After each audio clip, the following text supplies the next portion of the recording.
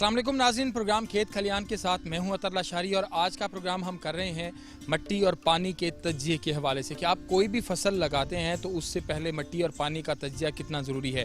आज का प्रोग्राम कर रहे हैं इस्लामिया यूनिवर्सिटी बहावलपुर का जो फैकल्टी ऑफ एग्रीकल्चर है उसका शोबा है सॉइल साइंसेस।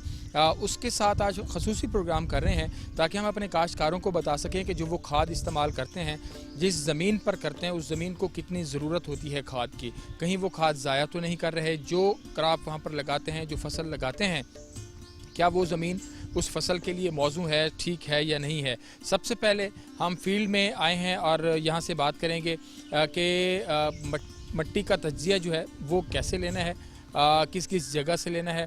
उसके बाद हम इस्लामिया यूनिवर्सिटी बहावलपुर का जो शोबा सॉइल साइंसेस है उसकी जो लैब्स हैं वहाँ पर जो स्टूडेंट्स और फैकल्टी के लोग काम कर रहे हैं उनके हवाले से भी ज़रा बात करेंगे। और प्रोग्राम के इस पहले हिस्से में मेरे साथ मौजूद हैं डॉक्टर मोहम्मद अली, आप असिस्टेंट प्रोफेसर हैं सॉइल साइंसेस में। अली भाई, बहुत शुक्रिया आपके वक्त का। बताइएगा कि आज का हम प्रोग्राम असल में करना चाह रहे हैं अपने काश्तकारों के लिए कि मिट्टी और पानी का तज्जिया कितना ज़रूरी है। क्या कहेंगे इस हवाले से कि कोई भी फसल, कोई भी पौधा लगाने से पहले आपको लगता है कि अगर मिट्टी चेक नहीं होती तो फिर आपकी फसल अच्छी पैदावार नहीं दे सकेगी? इस टाइम जो मेन चीज़ है हमारे फार्मर जिस लैक कर रहा है, जिसकी वजह से काफ़ी नुकसान उठा रहा है अपनी पैदावार में, वो एक हमारा ट्रेंड है कि हम मिट्टी का तज्जिया नहीं करवाते। जैसे हमारे बाप दादा का चल रहा है कि एक फसल के बाद दूसरी फसल और बग़ैर सोचे या बग़ैर किसी रिकमेंडेशन के बिला ज़रूरत खाद भी और पानी भी लगा देना, तो उससे जो किसान है वो नुकसान उठा रहा है। हमारा जो सॉइल की क्वालिटी है, हमारी ज़मीनें जो हैं वो भी अपनी जो पैदावारी सलाहियत है उसको कम करती जा रही हैं।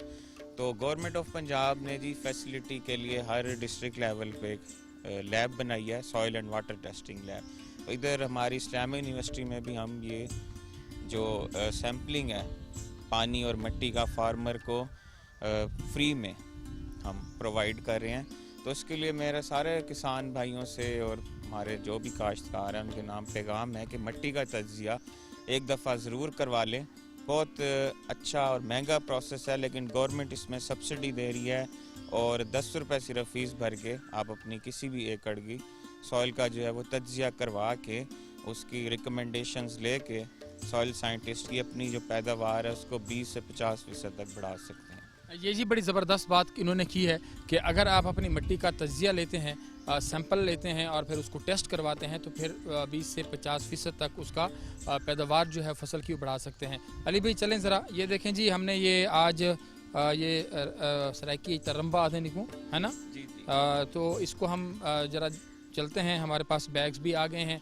और अली भाई हम ज़रा अपने काश्तकारों को बता दें कि कहाँ कहाँ से किस किस एरिया से जो है वो हमने मिट्टी उठानी होती है ताकि लोगों को थोड़ा सा इसका आइडिया हो जाए। जी, इसमें कुछ बातें इम्पोर्टेंट हैं कि अपना जो एकड़ है, एक तो उसमें से आपने 4 से 5 सैंपल लेने हैं मुख्तलिफ जगहों से। इसमें वो जगहें जो रोड के बिल्कुल करीब हैं, या वहाँ पे कोई आपका मसला है कलर का, या वहाँ पे सारा दिन दरख्तों का साया रहता है, या ज़मीन आपकी गीली रहती है, तो वो जगह हमने अवॉइड करनी है कि वहाँ से सैंपल ला लें। बाकी जो हमारा एकड़ है उससे 4 से 5 हम रैंडम सैंपल ले सकते हैं। तो इसकी 2 हमने गहराइयों से सैंपलिंग करनी है, एक से 6 इंच और फिर उसी जगह से ही 6 से 12 इंच। ये देखें जी, यहाँ पर हम अभी जो है वो इसका तज्जिया मिट्टी जो है वो सैंपल अभी हम ले रहे हैं। तो सैंपल सर ये पहला हो गया जी, ये 1 से 6 इंच वाला जो है हम सैंपल इसमें से कलेक्ट करेंगे और कोशिश करेंगे कि 1 किलो जो हमारी मिट्टी है उसको हम लैब में भेज सकें। जो पहला सैंपल है 1 से लेके यानी ऊपर से लेके 6 इंच नीचे तक आप वहाँ से जो है वो मिट्टी लेंगे। और दूसरा सर अगर यहीं से लेना है तो उसकी कितनी गहराई हो? उसकी जी 6 से 12 इंच उसी जगह से लेंगे और इसको अलग अलग थैलियों में या बैग में डाल लेंगे। और जो हमारे पास किसान भाई फ़ायदा उठा सकते हैं फ्री सॉइल सैम्पलिंग की सहूलत से, या गवर्नमेंट ऑफ पंजाब की जो लेबॉर्ट्रीज़ हैं वहाँ भी भेज के इसका तज्जिया करवा सकते हैं। अच्छा अली भाई, एक और चीज़, ठीक है इसमें मट्टी आ गई और ये देखें जी, ये पैकेट में डॉक्टर मोहम्मद अली ने ये मट्टी जो है वो डाली है। अब सबसे अहम बात ये है कि वो जो सैंपल यहाँ से ले रहा है, 1 एकड़ से हमारे काश्तकार ने 5 सैंपल फार से लिए हैं, तो इसके ऊपर वो क्या निशानी लगाए, क्या मतलब आपको कैसे पता चलेगा? जी, इसमें कुछ चीज़ें मेंशन करने वाली हैं। इसमें एक तो सबसे इम्पॉर्टेंट है कि इसको परमानेंट मार्कर या कच्ची पेंसिल जिसे बोलते हैं उससे लेबल कर देगा। इस पे अपना नाम लिख देगा, अपना एकड़ नंबर लिख देगा और डेट ऑफ सैम्पलिंग या कलेक्शन लिख देगा और इसमें मेंशन कर देगा कि ये किस गहराई का सैंपल है, 1 से 6 इंच का है या 6 से 12 इंच का है, और सैंपल नंबर भी लगा देगा कि 1 2 3 4।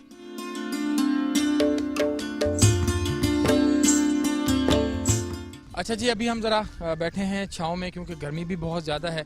अच्छा अली भाई, जो सबसे अहम बात है कि वो जब ये मट्टी ले सैंपल ले तो कितने देर के अंदर या कितने दिन तक वो लेबॉर्ट्री या आपके पास काश्तकार जो है वो ला सकते हैं? जी, इसमें क्योंकि हमारे यहाँ आप देखते हैं कि टेम्परेचर ज़्यादा है, उसकी वजह से काफ़ी साइल का भी सामना करना पड़ता है। तो 7 दिन हम काश्तकार को रिकमेंड करते हैं कि 7 दिन के अंदर वो इसको लेबॉर्ट्री में पहुँचा दें। आगे फिर लेबॉर्ट्री में जब आ जाता है तो इसमें फ़र्दर इसकी ज़रखेज़ी, इसमें जो न्यूट्रिएंट्स की कमी है, फर्टिलाइज़र की रिकमेंडेशन और कौन कौन सी फसल जो उसकी बट्टी है किसान की उसमें सूटेबल है, उसको ज़्यादा प्रॉफिट दे सकती है, तो वो हम रिकमेंड फिर करते हैं। अच्छा, एक चीज़ और भी बताइएगा कि यहाँ पर हमारी जो रेतली ज़मीन है, क्योंकि बहावलपुर खित्ते की बात करें तो ज़्यादातर डेजर्ट है, डेजर्ट के हवाले से बात करें, रहीम यार खान की तरफ चले जाएं, मुजफ्फरगढ़ का कुछ इलाका जो है वो वहाँ पर सीपेज ज़्यादा है पानी की, और वो दूसरा इलाका कलराठी मतलब उसको कहते हैं, और कुछ हैं जो बिल्कुल पक्की बंजर ज़मीनें सख्त किस्म की, जैसे रोही चोलिस्तान के कुछ डहर हैं। तो इन तमाम का जो तज्जिया है वो मुख्तलिफ से होएगा और फिर लोगों को पता चलेगा कि हमने यहाँ पर रोही में काश करनी है तो क्या करें, क्योंकि हम मट्टी वट्टी का तज्जिया मैंने नहीं देखा कि मेरी फैमिली में से हम ज़िम्मेदार हैं, तो मतलब काश्तकार हैं, लेकिन किसी ने शायद कराया हो। जी बिल्कुल, ये एक मैं समझता हूँ कि कमी है हमारे एग्रीकल्चर में, हमारे काश्तकारी सिस्टम जो नस्ल दर नस्ल चल रहा है कि हम सैम्पलिंग की तरफ नहीं जाते और देखते हैं कि हमारे हमसाए ने कोई किया है, फर्टिलाइज़र डाला है या ये खिलाई है तो हम भी लगाते हैं। तो ये बिल्कुल नहीं है, आप बिल्कुल टेस्ट करवाएं और आपकी ज़मीन के मुताबिक आपको जो क्रॉप सजेस्ट की जाए उस पे आप लगाएं ताकि प्रॉफिट कमा सके और आपकी जो ज़मीन की हालत है, उसकी हेल्थ है, वो भी बेहतर रहे। बहुत शुक्रिया डॉक्टर मोहम्मद अली साहब हमारे साथ थे प्रोग्राम के इस पहले पोर्शन में। अभी ज़रा चलते हैं कि इनके डिपार्टमेंट्स की जो लेबॉर्ट्रीज़ हैं वहाँ पर स्टूडेंट्स और फैकल्टी के लोग किस तरह से काम कर रहे हैं, और फिर प्रोफेसर डॉक्टर मौज़म जमील साहब से हम कोशिश करेंगे जो हेड ऑफ़ द डिपार्टमेंट हैं और इस वक्त as a registrar Islamia university जो है वो अपने फ़राइज़ सर अंजाम दे रहे हैं, उनसे ज़रा बात करेंगे कुछ पॉलिसीज़ के हवाले से भी और डिपार्टमेंट की डेवलपमेंट और इम्प्रूवमेंट के हवाले से, और डिपार्टमेंट के साथ काश्तकार कितना जुड़ा हुआ है उसके हवाले से बात करेंगे। ब्रेक लेते हैं, ब्रेक के बाद दोबारा हाजिर होंगे, हमारे साथ रहिएगा।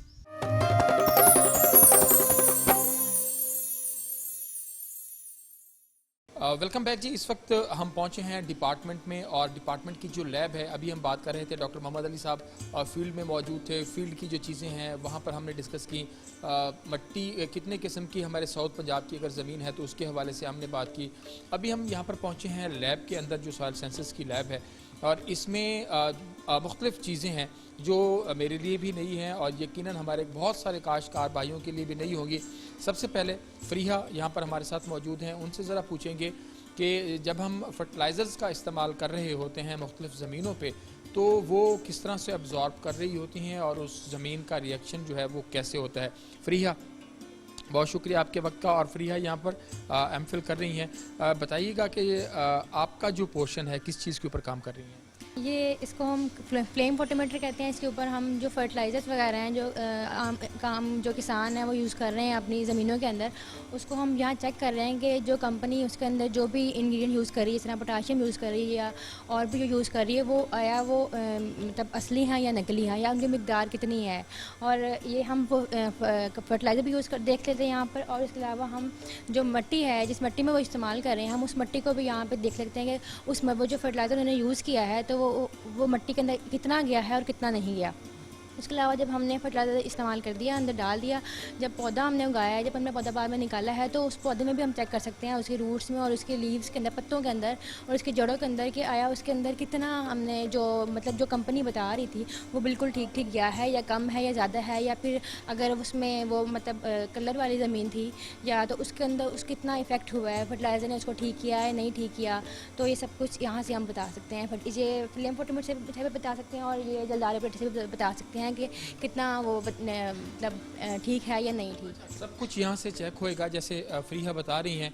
और जैसे हमने प्रोग्राम के पहले हिस्से में भी बताया कि हमारे काश्तकार इस चीज़ को बड़ी अहमियत नहीं देते इतनी कि हमने अपनी मिट्टी का, अपने पानी का तज्जिया जो है वो कराना है। ये जो लैब है हम आपको दिखा रहे हैं, यहाँ पर मुख्तलिफ जो है वो पोर्शन है। एक और पोर्शन है, यहाँ पर इनसे ज़रा बात करते हैं कि वो क्या कहते हैं। अस्सलाम वालेकुम जी, अपना नाम भी बताइएगा और बताइएगा कि आपका यहाँ पर जो फंक्शन है वो किस हवाले से।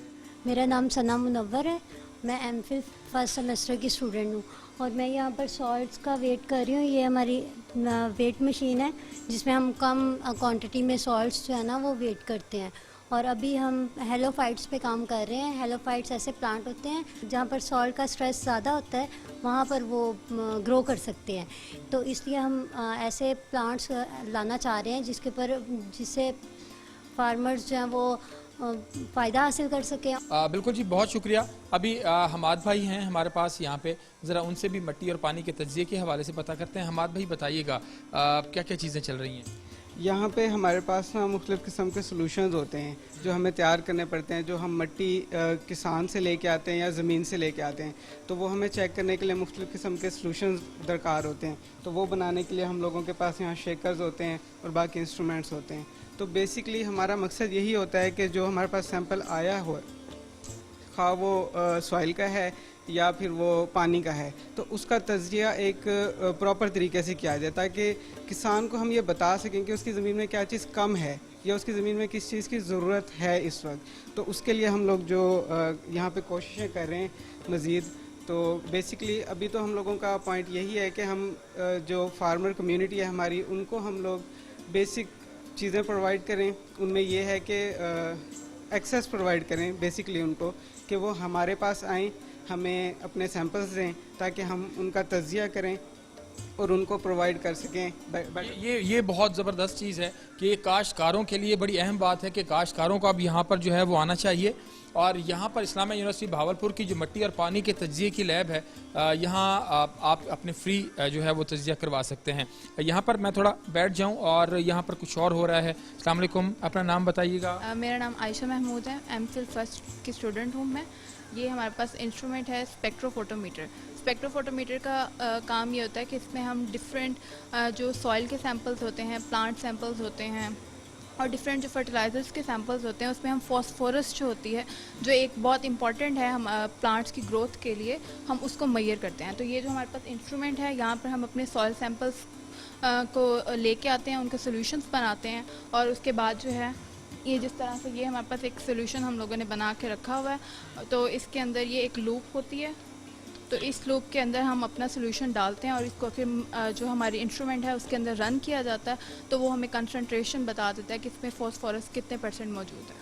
फास्फोरस जब आप खादें इस्तेमाल कर रहे होते हैं जी, तो ये बेसिकली लैब है, उसमें तमाम चीज़ें चेक हो रही हैं कि जब आप खादों का इस्तेमाल करते हैं तो उससे पहले हमारे काश्तकार भाइयों को ये पता होना चाहिए कि जहाँ पर हम खाद का इस्तेमाल कर रहे हैं वहाँ पर खाद कितनी ज़रूरत है और कितनी जो है वो हमने देनी है। यहाँ पर जी एक और पोर्शन है, मैंने कुछ मशीनें देखी हैं जो पाकिस्तान में मैंने पहले कभी नहीं देखी किसी भी यूनिवर्सिटी के अंदर। अस्सलाम वालेकुम जी, वालेकुम अस्सलाम। थोड़ा नाम भी बताइएगा।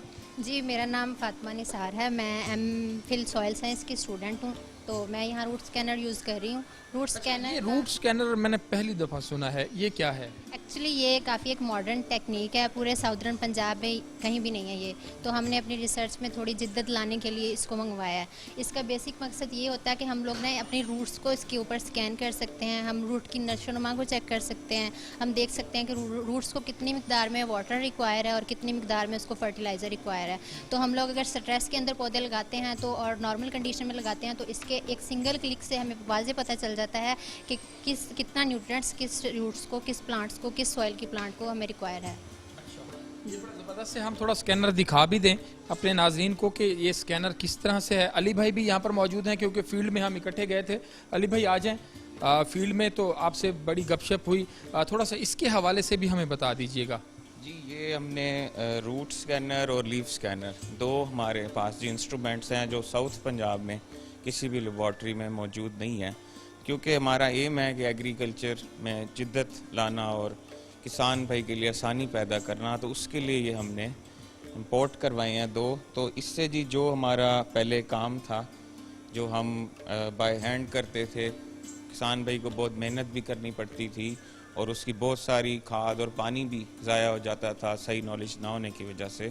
तो इस स्कैनर से जो प्लांट की जड़ें हैं वो कितना पानी उनको रिक्वायर्ड है, कितनी खाद उनको चाहिए, कितना एरिया वो कवर कर रही हैं प्लांट पॉपुलेशन के हवाले से भी, तो एक जस्ट सिंगल क्लिक हम ये सारी मालूमात जो है अपने किसान भाई को और साइंटिस्ट को प्रोवाइड कर सकते हैं। सारी मालूमात मिल जाती हैं।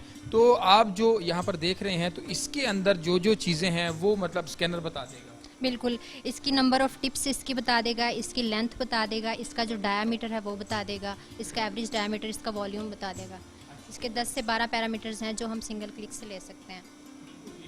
ये चीज़ जब आप कहीं पर भी, अच्छा ये बताइएगा कि ये भी बता देगा कि किस इलाके के लिए मौजू है। बिल्कुल, अगर ये स्लाइन सॉइल के अंदर है तो जाहिर सी बात है इसके पैरामीटर्स जो हैं वो थोड़े मतलब कि नेगेटिव पॉइंट ऑफ व्यू से आएंगे, तो हम उनको ये बता सकते हैं कि इसको ये वाले न्यूट्रिएंट्स प्रोवाइड करें और इतनी इसको इरिगेशन दें, वाटर दें, एप्लीकेशन दें। तो नाज़रीन, अभी हम बात कर रहे थे कि मट्टी का तज्जिया और उसके अंदर ख़ास तौर पर फर्टिलाइज़र के हवाले से और मुख्तलिफ जो प्लांट्स हैं उनकी जो जड़ें हैं और उनके जो पत्ते हैं उससे यहाँ पर स्कैन होती हैं चीज़ें और वो जड़ें स्कैन होती हैं और उसके बाद पता चलता है कि क्या क्या काम हो रहा है और इन पौधों को किस तरह की किस चीज़ की ज़रूरत है। यहाँ पर वक्त छोटे से ब्रेक का ब्रेक लेते हैं। इसी डिपार्टमेंट की एक और लैब है, वहाँ पर चलते हैं, वहाँ पर क्या काम हो रहा है, चल के ज़रा उनसे बात करते हैं। हमारे साथ रहिए।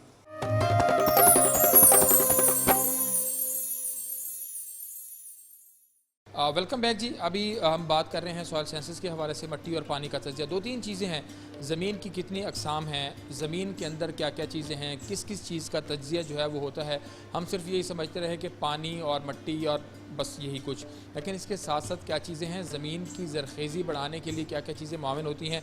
ज़फ़र भाई यहाँ पर मेरे साथ मौजूद हैं और जो ये लैब का पोर्शन है ज़रा इन्हीं से जानते हैं कि ये क्या है और यहाँ पर किस हवाले से काम हो रहा है। सर अपना पूरा तारुफ भी थोड़ा सा करवाइएगा और ये बताइए कि यहाँ पर ये जो लैब है ये बुनियादी तौर पर किस चीज़ को फोकस कर रही है। मेरा नाम ज़फ़र इकबाल है और मैंने BSc ऑनर एग्रीकल्चर यहीं से की, इस्लामिया यूनिवर्सिटी बहावलपुर से।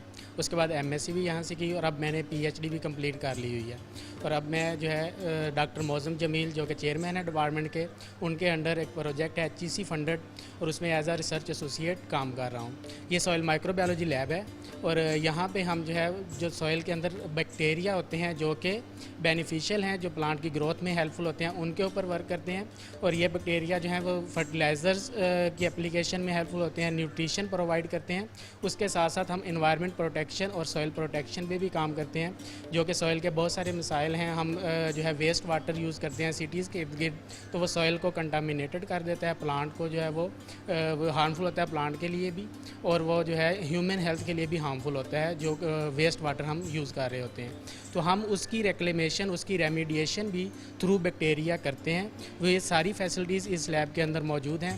बैक्टीरिया को आइसोलेशन करने से लेकर उसकी जो है करैक्टराइजेशन और उसकी आइडेंटिफिकेशन, फिर उसकी फर्दर फील्ड में एप्लीकेशन कैसे करनी है, किस टाइम पे करनी है, कौन से मेथड से करनी है, तो वो सारी चीज़ें हम यहाँ पे करते हैं। अच्छा ज़फ़र भाई, एक चीज़, आम काश्तकार भी हमें सुन रहे होते हैं हमारा प्रोग्राम, अगर ये जो आपका फंक्शन है बैक्टीरियल ट्रीटमेंट की जब हम बात करते हैं या जो कंपोस्ट की बात करते हैं या जब हम बायो फर्टिलाइज़र की बात करते हैं, तो ये ज़मीन की साख्त बढ़ाने के लिए ज़मीन के अंदर न्यूट्रिएंट्स और बाकी चीज़ें जो है वो उनको बढ़ाने के लिए कितना कारआमद साबित होते हैं। और ये बैक्टीरियाज़ क्योंकि हमारे काश्तकार को पता नहीं होता।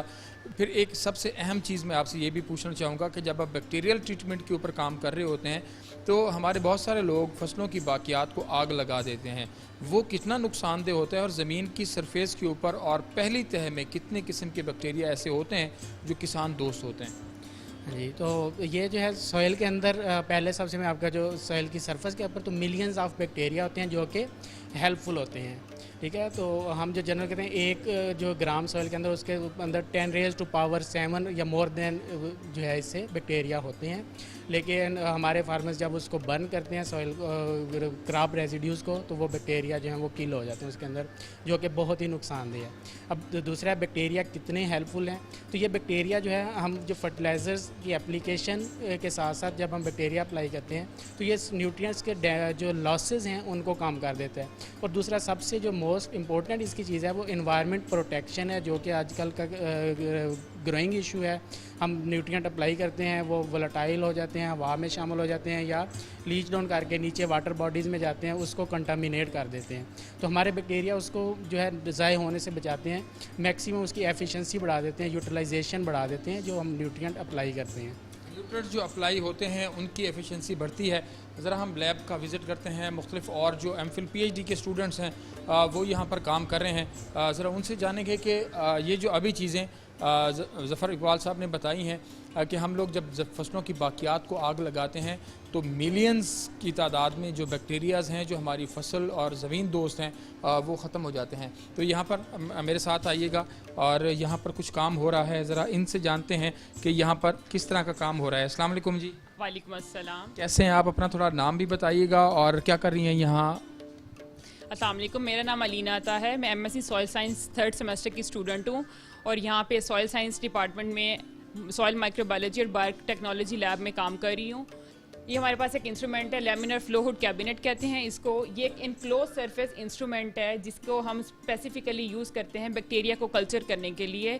इस इंस्ट्रूमेंट का मेन फंक्शन ये है कि ये हमें ना सेफ गार्ड और कंटेमिनेशन फ्री इन्वायरमेंट प्रोवाइड करता है, जिसके अंदर ना HEPA फिल्टर्स लगे हुए हैं जो कि तमाम कंटेमिनेशन को, गंदगी को उसके अंदर एब्जॉर्ब करते हैं और फिल्टर करके हमें एक क्लीन सरफेस और हमें कंटेमिनेशन फ्री इन्वायरमेंट प्रोवाइड करते हैं, ताकि हम जो डिज़ायर्ड चीज़ हम माइक्रोब्स को कल्चर करना चाह रहे हैं वो हम इजीली कर रहे हैं। तो आपको लगता है कि ये चीज़ें हमारे काश्तकार के लिए बड़ी फ़ायदेमंद होंगी? बिल्कुल, हम वर्किंग बेस पे कर रहे हैं और हमारी पूरी कोशिश होती है कि हम ना कंटेमिनेशन जो है वो कम से कम जो है उसको कम से कम करें और एक बिल्कुल क्लीन इन्वायरमेंट के अंदर और एक साफ़ सुथरे माहौल के अंदर काम करें, ताकि हमारे रिजल्ट्स भी अच्छे आएँ और हम डेफिनेटली हम फार्मर्स को जो है जो पैगाम देना चाह रहे हैं, जो हम प्रोडक्ट तैयार करना चाह रहे हैं, उससे उनको ख़ास तौर पे जो है ना उनको फ़ायदा हो, उनकी यील्ड पे, उनकी प्रोडक्शन के ऊपर जो है ना वो अफेक्ट हो। बहुत शुक्रिया अलीना कि यहाँ पर जो काम हो रहा है माहौल को इंसान दोस्त बनाने के लिए और साफ़ बनाने के लिए यहाँ पर काम हो रहा है। खतीजा यहाँ पर हमारे साथ मौजूद हैं, ज़रा खतीजे से जानते हैं इनकी वर्किंग के हवाले से, क्योंकि जो स्टूडेंट्स यहाँ पर काम कर रहे हैं उनकी भी हम वर्किंग देख रहे हैं। खतीजा बताइएगा किस चीज़ के ऊपर काम हो रहा है? यहाँ पे डाइजेशन पे काम हो रहा है। हमने कोई भी सैंपल अगर प्रिपेयर करना हो तो उससे सबसे पहला स्टेप होता है डाइजेशन का। उसको डाइजेशन हम करते हैं फ्यूम हुड में। मैं आपको बताऊंगी फ्यूम हुड के बारे में। फ्यूम हुड में एक्चुअली जब हम काम करते हैं डाइजेशन के लिए तो इसमें हम सबसे पहले डालते हैं एसिड। तो जब जैसे ही यहाँ पे हम इसमें इसका टेम्परेचर जो है वो थोड़ा ज़्यादा करते हैं तो उसमें एसिड के फ्यूम्स बनना शुरू हो जाते हैं। जो एसिड के फ्यूम्स होते हैं वो हमारी स्किन के लिए भी हार्मफुल होते हैं और हमारे लंग्स के लिए भी हार्मफुल होते हैं। तो ये जो फ्यूम हुड है इसके अंदर कुछ फ़िल्टर्स होते हैं। जैसे ही हम इसको ऑन करते हैं तो ये जो फ़िल्टर्स होते हैं इसमें से जो फ्यूम्स होते हैं इसको सक कर लेते हैं। इसमें एसिड के पार्टिकल्स होते हैं और देन इसमें जो है सक करने के बाद जो क्लीन एयर है वो बाहर जो है वो मूव आउट हो जाती है। ये इसका फंक्शन है कि उसमें से जो है वो एसिड के पार्टिकल्स को रिमूव कर देते हैं। बहुत शुक्रिया कि जो चीज़ें यहाँ पर हो रही हैं वो तमाम स्टूडेंट्स और फैकल्टी के जो लोग हैं हम कोशिश कर रहे हैं कि हम उनसे जानें। आगे चलते हैं, कई मुख्तलिफ और पोर्शन हैं। ज़फ़र भाई बताइएगा कि अभी हम कहाँ चल रहे हैं आगे? हम अभी ग्रोथ रूम की तरफ जा रहे हैं। तो ये ग्रोथ रूम है जहाँ पे हम आर्टिफिशियल ग्रोथ रूम में ही चल के ज़रा बात कर लेते हैं कि देखते हैं जी ग्रोथ रूम जो है वो है क्या।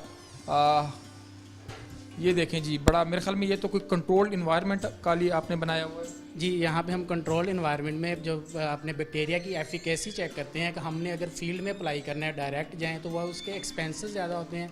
हम पहले बैक्टीरिया को चेक करते हैं कंट्रोल टेम्परेचर पे कि क्या वो बेनिफिशियल है हमारे फार्मर्स के लिए या नहीं है। उसके बाद हम उसको, अगर यहाँ पे वो अच्छे रिजल्ट्स देते हैं, आप देख सकते हैं डिफरेंट क्रॉप्स लगी हुई हैं, अगर अच्छे रिजल्ट्स आ रहे हैं तो वो वाली स्ट्रेन हम आइडेंटिफिकेशन या फर्दर उसको करैक्टराइजेशन पे लेके जाते हैं और हम उसकी जो है फर्दर फील्ड एप्लीकेशन पे जाते हैं। बिल्कुल ठीक हो गया। यहाँ पर जो है अभी चलते हैं आगे और मज़ीद इसकी लैब में क्या काम हो रहा है चल के बात करते हैं। अच्छा जी, अभी हम यहाँ पर पहुँचे हैं इस लैब के एक और पोर्शन में और यहाँ पर आयशा एमन हैं यहाँ पर हमारे साथ। आयशा, किस चीज़ के ऊपर काम हो रहा है? सर, ये हमारे लैब का लेटेस्ट इंस्ट्रूमेंट है, ये एटॉमिक एब्जॉर्प्शन स्पेक्ट्रोफोटोमीटर। तो ये यूज़ होता है हैवी मेटल्स की एनालिसिस के लिए। तो हैवी मेटल्स हमारा आजकल ग्रोइंग इशू है क्योंकि ये ह्यूमन हेल्थ के साथ साथ सॉइल और प्लांट हेल्थ के लिए बड़ा जो है वो डेंजरस है। Even in very low concentration जो है वो हैवी मेटल जो है वो हैज़ार्डस है। तो इसके एनालिसिस के लिए हम ये एटॉमिक ऑब्जर्प्शन स्पेक्ट्रोफोटोमीटर जो है ये यूज़ होता है। तो हमारे पास डिफरेंट इसके लैंप्स हैं यहाँ पे, तो डिफरेंट हैवी मेटल्स के लिए हम डिफरेंट लैंप्स यूज़ करते हैं।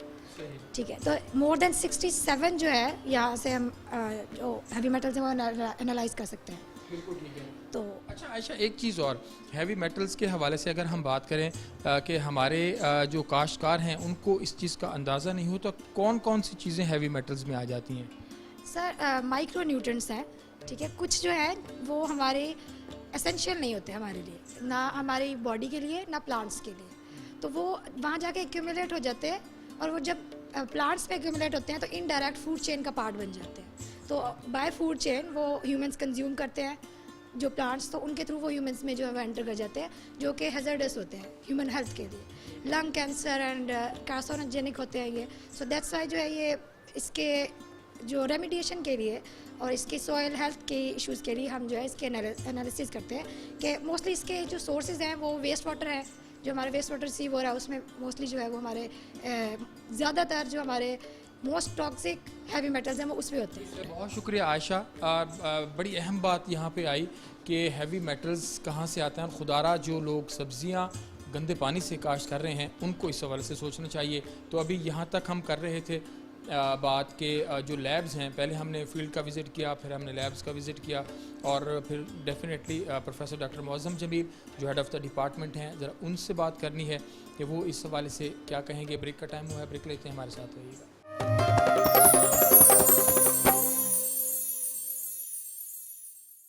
वेलकम बैक जी। अभी हम बात कर रहे थे लैब्स के अंदर जो स्टूडेंट काम कर रहे हैं और जो फैकल्टी के लोग काम कर रहे हैं, उनसे हमने ज़रा बात की कि उनकी जो तहकीक है मुख्तलिफ़ चीज़ों के ऊपर, वो काश्तकारों को किस तरह फ़ायदा दे रही है, मट्टी का सैंपल किस तरह लिया जाता है फील्ड के अंदर, वो भी हमने आपको बताया। और प्रोग्राम के इस हिस्से में मेरे साथ मौजूद है chairman department of soil sciences और इस वक्त बतौर रजिस्ट्रार जो है इस्लामी यूनिवर्सिटी बहावलपुर, वो भी अपने फ़राइज़ सर अंजाम दे रहे हैं, प्रोफेसर डॉक्टर मौज़म जमील साहब मेरे लिए इंतहाई मोहतरम और मेरे बड़े भाइयों जैसे हैं कि हमने जब भी ख़ास तौर पर एग्रीकल्चर के हवाले से कोई बात हो, फैकल्टी के हवाले से या डिपार्टमेंट के हवाले से कोई बात हो, तो उन्होंने हमेशा सपोर्टिव रोल जो अदा किया। सर बहुत शुक्रिया आपके वक्त का। आज हमने आपके डिपार्टमेंट के स्टूडेंट्स और आप फैकल्टी के जो लोग हैं उनसे बात की और आपके यहाँ जो स्टूडेंट्स काम कर रहे हैं उसके ऊपर बात की। ओवरऑल सॉइल साइंसेस को आप किस तरह देखते हैं, ख़ास तौर पर इस पॉइंट ऑफ व्यू से कि हमारे ख़ित्ते में मुख्तलिफ़ अक़साम की ज़मीनें हैं, मुख्तलिफ़ वैराइटीज़ में, तो कितना ज़रूरी है हमारे फार्मर के लिए कि वो इन साइंसी चीज़ों को समझे कि जब तक वो इनका कोई तज्ज़िया नहीं कराएगा, देखे भालेगा नहीं, उस वक्त तक वो एक प्रोफेशनल और अच्छा काश्तकार जो है वो नहीं बन सकता। ये जो पाकिस्तान एक ज़रूरी मुल्क होने के नाते दारोमदार इसका 70% हमारी आबादी जो है वो बिलवास्ता या बिलावास्ता जो है वो एग्रीकल्चर से मुंसलिक है। तो उसमें फिर एग्रीकल्चर की अच्छी प्रोडक्शन के लिए डेफिनेटली सॉइल जो है वो वाला मीडियम है जिसमें प्लांट ग्रो करता है, तो इसको अच्छा होना ही ज़रूरी है। ये फर्टाइल हो, इसके अंदर जो इसकी कीमियावी और इसकी जो तबई ख़वास हैं वो पौधे के लिए और जो हमारी क्रॉप्स हैं उनके लिए जब तक बेहतर नहीं होगी तो हम कोई अच्छा उससे नतीजा हासिल नहीं कर सकते। यानी हम ज़्यादा पैदावार नहीं ले सकते। तो हमारे फार्मर को चाहिए कि वो अपनी ज़मीनों का तजिया करवाएं, उसके जो उसमें जो हमारे न्यूट्रिएंट्स हैं उनकी मिकदार का उनको पता चल जाएगा, प्लस उनके अंदर हम किस तरह कुछ बेहतर तब्दीलियां करके हम ज़्यादा पैदावार ले सकते हैं इसका पता चल जाएगा।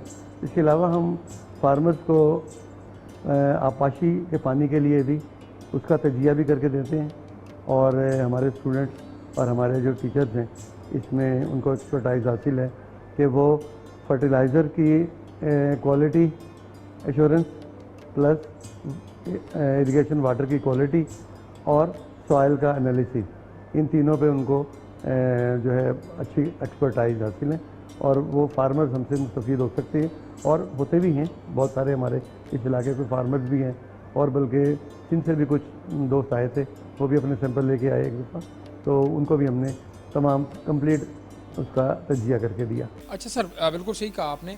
एक चीज़ हमने यहाँ पर मुख्तलिफ़ चीज़ें देखी। आप एक जो अभी आपके पास स्कैनर हैं उसके अंदर देखा कि रूट्स आप रखते हैं और पत्ते रखते हैं, तो वो बता देता है कि किस चीज़ की कमी है, कि किस तरह का मामला है।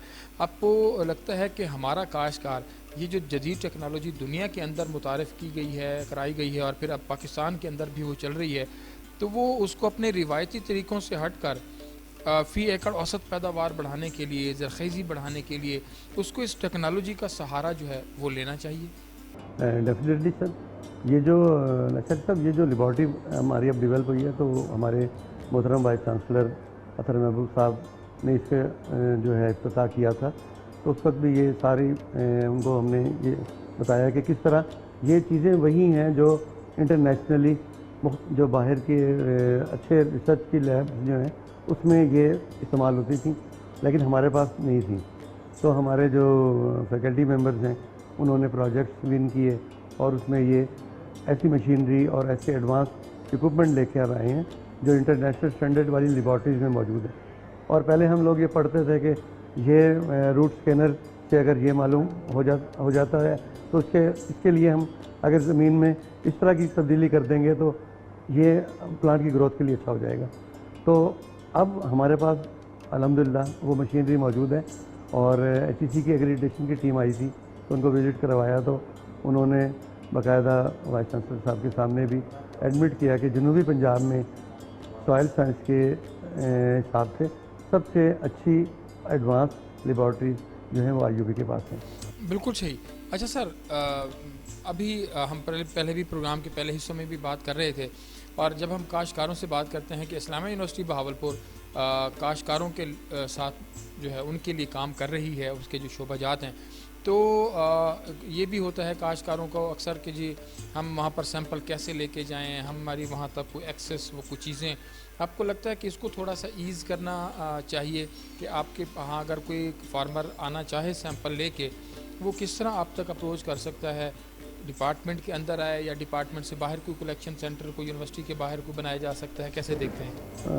इसमें सर अब इस वक्त तो ऐसा नहीं है, हमारे पास तो ऐसी सहूलत नहीं है, लेकिन हमारे जो स्टूडेंट हैं एक्चुअली ये हमारे वर्कर भी हैं ना, इनका ताल्लुक़ मुख्तलिफ़ कम्यूनिटी, मुख्तलिफ़ देहातों से बहुत सारे बच्चे आते हैं, तो they are representative of our community.